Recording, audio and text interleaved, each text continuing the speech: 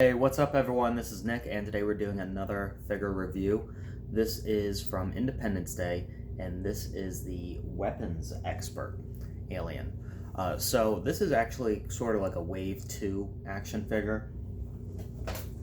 It's definitely one of the harder to find Independence Day figures. So looking at the packaging here, we see he is the Weapons Expert. This is one of the 6-inch basic carded figures. Where we had the humans and we had all different variations of your standard alien with slightly different shaped heads or crests, whatever you want to call it, with different colorations. So obviously the pilot one is the one we see in the film. The Supreme Commander we already reviewed. That's just a large version of the pilot. And all these other ones, they have resculpted heads and different paint jobs. So that's the only difference with them that differentiate it from the pilot. Now, you don't see it on the back of the packaging here or the Zero Gravity one or any of the others from Wave 2. They kind of came out towards the end. They're a little bit harder to find, like a lot of Series 2, Wave 2 figures.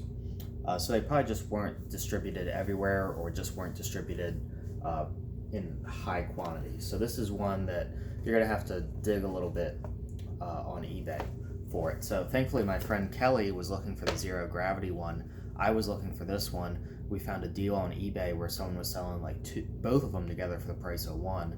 We got it, split the cost down the middle. He took the Zero Gravity and I took the Weapons Expert. I keep hesitating to call him the Weapons Expert because I just kind of see him as something else. I mean, that name is fitting, but it definitely looks like this should be the Supreme Commander or some kind of very high-ranking alien. And I think one of the reasons for that is the red makes him look more menacing than the others. And also, the shape of the crest here does remind me a lot of the Queen that we eventually see in the second movie. She has a very, very large crest. This one is layered, which is really nice. So he's definitely got a larger head than the others. Also, I think the larger head makes him, well, it implies that, you know, he looks more intelligent. So I think that's another reason why I see him as some type of commander. But the red, you know, like I said, makes him look very lethal, so the whole weapons thing makes sense. You never see these guys carrying firearms in the first movie. You do in the second one, but I like to think that this guy isn't working with that kind of weaponry. He's maybe overseeing the use of those beams that come down and just vaporize a whole city or the White House or whatever. But really cool. I like how even though this isn't in the movie, it fits within the universe of the film. So going over a few basic things here.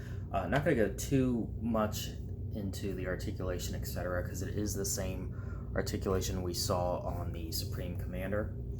We have these, it's kind of like something you pinch. So this is not actually part of the design, it's just there for the action feature. So it's on a hinge and the head splits open.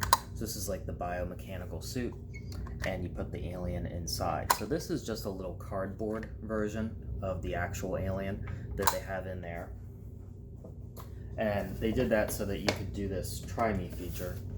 So you could reach in there and operate this while it's still in the packaging and just get an idea of it. The actual rubbery plastic one you get, the actual alien, is kept separate in the packaging. I don't know why they did that, but it's cool. So this has a bendy wire in it. And he is translucent, but you can kind of see the bendy wire in there, but there's a nice wash over the translucent body and lots of really nice paint details, so the wire is not too noticeable. And it also just blends in very nicely with all the other little biomechanical details. So you're supposed to fold them up and put them in there. I always had trouble getting them to fit in there exactly. Like they were always just a little too big, and then you couldn't shut the head as well.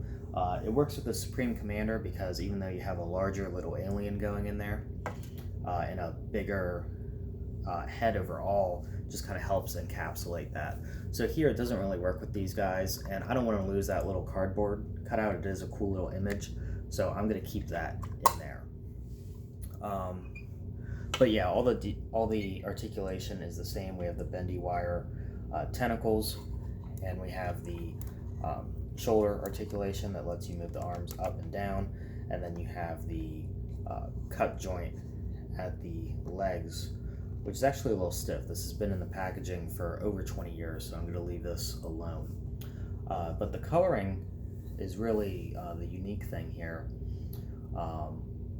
And I think all of the colors on these look like they could fit within the movie, because you don't really get a good look at sort of the infantry aliens that you see in the ship at the end. So the Zero Gravity, the Science Officer, Shock Trooper, all of them, even though they're probably made up for the toy line, I could conceivably think that they are in the movie, and maybe we just didn't get a good look at them. This one, we definitely didn't see, but he still just feels like he fits within the universe. So one thing they did add with, I think they added these with these newer ones, these Series 2 ones, is there's this transparent clip that goes in between these two back tentacles that are meant to prop it up. So I don't know if the figures from the initial release included that, the pilot, Science Officer, and Shock Trooper, or if this is something new that they did with the Zero Gravity one and this one, the Wave 2 ones. It is in the instructions. At first I thought it was something to prop up the little cardboard one in case you wanted to keep it, but it says in the instructions that you are supposed to use it to, I guess, basically keep these together so they don't get warped and separate, which is why a lot of people's fell over. So if you have any of the ones from the initial series and you have it complete, let me know. Did it include that?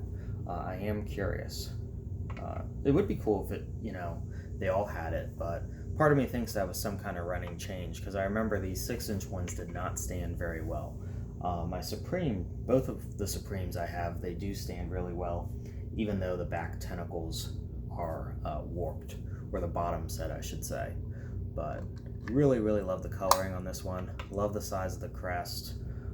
Very cool design. I just wish it was more common so more people could get a hold of it. But yeah, it's kind of got like a Darth Maul coloring going on here.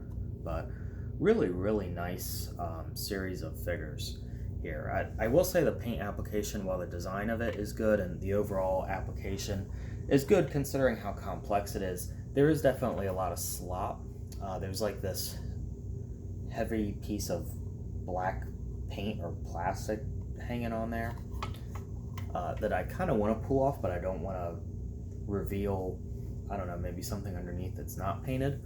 And then there's also some what looks like slop in between these kind of tendril looking pieces. It kind of looks like webbing, but it's not supposed to be there. So it's definitely paint that dripped and then dried, and it kind of formed like a paint icicle kind of design, which looks cool, but again, I gotta be careful not to pull that off. It's real small, real faint in there, because I don't want to reveal maybe some incomplete paint or just an unpainted base.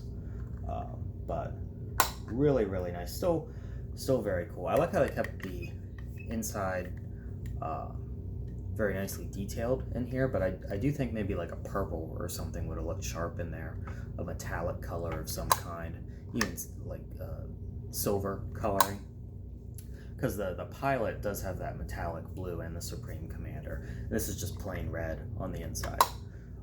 So if you haven't already, guys, be sure to like, comment, and subscribe. I'll see you guys around. Bye.